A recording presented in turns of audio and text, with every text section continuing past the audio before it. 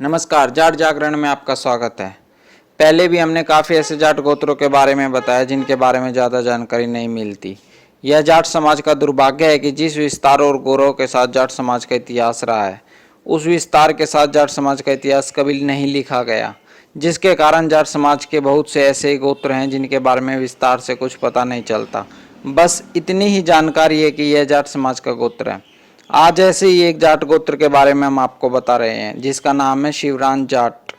इस गोत्र के बारे में थोड़ी बहुत जानकारी प्राप्त है, जिसके अनुसार शिवरान गोत्र शिवगिरी के नाम से प्रारंभ हुआ। इस संबंध में शिव जाति के सिक्के भी मिले हैं जिनसे कुछ जानकारी मिलती है। ये सिक्के चित्तौड़ क्षेत्र के आसपास के क्षेत्र में मिलते हैं। सिक्कों से जानकारी मिलती है कि व्यास और रावी नदी के बीच की पहाड़ियों में ये लोग फैले हुए थे, जिस कारण इन लोगों को शिवलाक के नाम से पुकारा जाता था। इनके राजा की सीमा सिंध प्रदेश तक फैली हुई थी। इतिहास में प्रसिद्ध राजा शिवी इसी राज्य में पैदा हुआ था। इस गोत्र के एक राजकुमार का जिक्र हमें जैन साहित्य में भी प्राप्त होता है। साहित्य से पता चलता है कि वह बहुत ही दानवीर था। उसकी दानशीलता के चर्चे दूर दूर तक थे। इतिहास की पुस्तकें देखने से पता चलता है कि शिवियों का अस्तित्व वैदिक काल में भी रहा है। इसके अलावा ईसा की आरंभिक सदियों में भी इनका थोड़ा बहुत वर्णन प्राप्त होता है। इतिहास के पन्नों में लिखा मिलता है कि इनका युद्ध महान सिकंदर से भी हुआ था, लेकिन युद्ध में इन्हें हार का मुंह देखना पड़ा, जिसके कारण इन्हें अपनी जमीन छोड़नी पड़ी। पंजाब छोड़कर ये लोग मेवाड़, मारवाड़ और जांगल प्रदेश की ओर चले गए और वहीं पर बस गए। चित्तौड़ के पास प्राप्त सिक्कों से पता चलता है कि तांबावती नगरी में इन लोगों की राजधानी थी। शिवरान गोत्र इन्हीं शिवी लोगों के संघ का गोत्र माना जाता है। एक इतिहासकार के मुताबिक शिवी जाटों में से मारवाड़ में उनके उत्तराधिकारी में सेऊ, शिवरान, शिवराल, शिवाहूत, सिहोत, शिवनर, सीवर, षणमुख, छावा शिवियों के वंशजों का नाम लिया जाता है। शिवी लोगों के फैलने का वर्णन हमको 3 स्थानों पर मिलता है। आरंभ में ये लोग हरिद्वार से शिवालिक की पहाड़ियों और मानसरोवर के निचले हिस्सों में आबाद थे। फिर यह उत्तर पूर्व पंजाब में फैल गए। यहीं पंजाब के शिवी लोग राजपूताना में चित्तौड़ तक पहुंच गए, जहां इनकी राजधानी माध्यमिका नगरी थी। यहाँ से इनके सिक्के भी प्राप्त हुए जिन पर लिखा हुआ मिलता है मंजिम निकाय शिव जनपद 10। दूसरा समुदाय इनका तिब्बत को पार कर गया, जो वहाँ की भाषा में शिवची कहलाने लगा। कई इतिहासकारों का मत है कि कुषाण लोग इन्हीं शिवची लोगों की एक शाखा थे। महाराज कनिष्क कुषाण वंश के जाट नरेश थे। शिवियों का एक समूह उद्यान से ईरान की ओर बढ़ गया था। वहां उन्होंने एक शिवस्त नामक नगर अपने नाम से बसाया, जो अब सिस्तान कहलाता है। ईरान से इनका एक दल जाटों के अन्य दलों के साथ यूरोप में बढ़ गया। स्कैंडिनेविया और जटलैंड दोनों में ही इनका जिक्र आता है। टसीटस, टालेमी और पिंकरटन तीनों का ही कहना है कि जटलैंड में जट जाट लोगों की 6 जातियां थी, जिनमें शुएवी, किम्ब्री, हेमेंद्री और कट्टी भी शामिल थी, जो एलो और वेजर नदियों के मुहाने तक फैल गई थी। वहां पर इन्होंने युद्ध के देवता के नाम पर इमर्श्यूल नाम का स्तूप खड़ा किया था। ये सुएवी ही शिवी जाट और किम्ब्री ही क्रीमी जाट वंश है। इन लोगों में हर गौरी और पृथ्वी की पूजा प्रचलित थी। उत्सवों पर वे हरिकुलेश और बुद्ध की प्रशंसा के गीत गाते थे।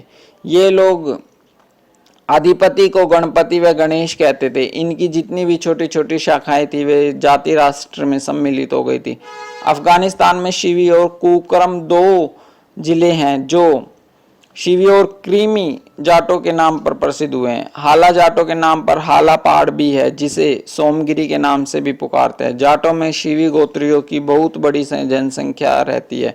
यहाँ तक कि इनकी अधिकता को देखते हुए एक इतिहासकार ने अपने लेख में लिखा है कि दक्षिण पूर्व के जाट अपने को 2 भागों में बांटते हैं, शिवी गोत्री या शिव के वंशज कश्यप गोत्री। इस तरह की बात कर्नल टान ने भी की है। राजा शिवी के संबंध में इतिहास में एक बौद्ध कथा भी प्रचलित है, जिसके अनुसार प्राचीन काल में शिवी देश के अरिटपुर नगर में शिवी राजा रहता था। उस राजा की रानी ने बोधिसत्व के रूप में पुत्र को जन्म दिया था। राजा ने उसका नाम शिवी कुमार रखा। समय आने पर राजा ने शिवी कुमार को विद्या अध्ययन के लिए तक्षशिला भेजा। जब राजकुमार तक्षशिला से शिल्प सीख कर आया तो राजा को अपनी सीखी हुई विद्या दिखाई। राजा उसकी कला को देखकर अत्यंत प्रसन्न हुआ और कुमार को उप राजा बना दिया। राजा की मृत्यु के बाद वह राजा बना और धर्मानुसार शासन करने लगा। उसने किले के चारों फाटकों नगरों के मध्य राजभवन के द्वार पर 6 दानशालाएं निर्मित कराई, जिनमें वह प्रतिदिन 6-7 हजार मुद्राएं खर्च करके दान दिलवाता रहता था। राजा अष्टधर्मी चतुर्वंशी और पूर्णिमा के दिन दानशालाओं में जाकर निरीक्षण करता था। एक बार राजा पूर्णिमा के दिन प्रातःकाल श्वेत छत्र के नीचे राज सिंहासन पर बैठा हुआ था। वह सोचने लगा, कोई ऐसा भारी पदार्थ नहीं है जिसे मैंने दान नहीं दिया हो, किंतु बाहर के पदार्थ के दान देने से संतोष एवं मन सुख नहीं होता। मैं अपनी निजी वस्तु दान देना चाहता हूँ। क्या अच्छा हो यदि आज मैं दानशाला में जाऊं और कोई याचक मुझसे भारी वस्तुएं न मांग कर निजी वस्तु जैसे मेरा राजपाट, शरीर का मांस, रक्त या फिर मेरी आंख ग्रहण करे। ऐसा सोचकर राजा दानशाला की ओर गया। शक्रदेव ने राजा के मन की बात जानकर सोचा, राजा शिवी आज याचक को अपनी आंखें निकालकर दान देने की सोचता है, वह दे सकेगा या नहीं। उसकी परीक्षा लेने के लिए शक्र ने बूढ़े अंधे ब्राह्मण का वेश बनाया और दानशाला में जा पहुंचा। राजा ने एक ऊंचे स्थान पर खड़े हो हाथ उठाकर पूछा, यह ब्राह्मण क्या कहता है? शक्र बोला, महाराज, तुम्हारे दान संकल्प का जो कीर्ति घोष हुआ है उसने समस्त लोकवासियों को स्पर्श किया है। मैं अंधा हूं और तुम्हारे पास 2 आंखें हैं। बहुत दूर निवास करने वाला बूढ़ा आंख मांगने के लिए आया है। मैं मांग रहा हूं, मुझे एक आंख दे दो, दोनों एक आंख वाले हो जाएंगे।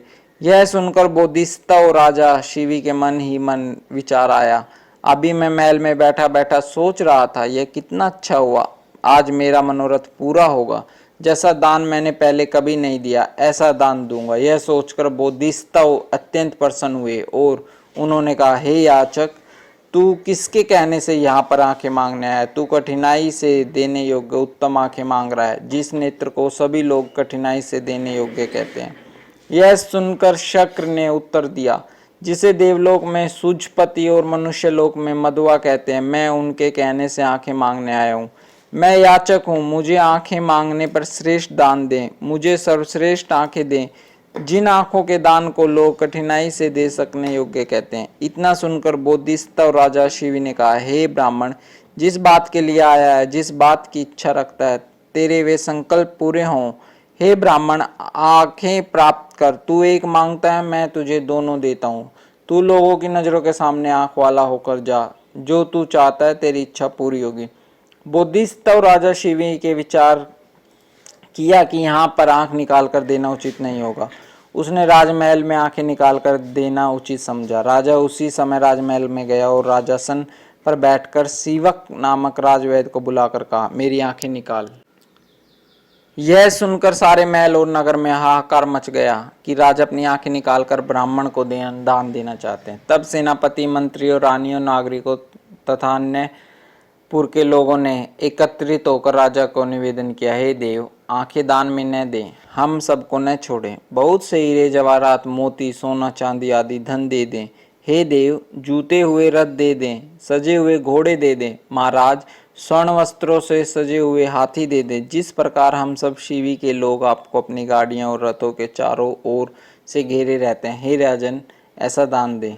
सेनापति, मंत्रियों, रानियों, नागरिकों आदि सबके कहने पर भी राजा शिवी ने किसी की बात नहीं मानी और राजवैद्य सीवक को आदेश दिया कि उसकी आंखें निकाल दी जाएं। सीवक के द्वारा राजा जड़ी बूटियों के माध्यम से आंखें निकलवा कर और अपने हाथों में रखकर ब्राह्मण को दान दे दी। बोधिसत्व शिवी के इस महानतम नेत्रदान से प्रभावित होकर शुक्रदेव अपने असली रूप में प्रकट हुए और प्रसन्न होकर उन्होंने बोधिसत्व राजा शिवी के नेत्र पहले की बातें ठीक कर दिया। अगर अब हम इस गोत्र के जाटों के गांवों की बात करें तो लुधियाना जिले में फतेहगढ़, सीबीएन पंजाब के लुधियाना जिले में जगरांव तहसील का गांव है। इसके अलावा इसके ज़्यादा गांव के बारे में जानकारी नहीं है, लेकिन इस गोत्र के उल्लेखनीय व्यक्तियों में श्री रामदेव सिंह शिवरान, हरदयाल सिंह शिवरान, पोखर सिंह शिवरान, सोमदेव शिवरान, भंवरलाल शिवरान, ताराचंद शिवरान, हेतराम शिवरान, ओकारमल शिवरान, धन्नाराम शिवरान, मंगेजाराम शिवरान, भगवानाराम शिवरान, बनवारी लाल शिवराम के नाम लिए जाते हैं।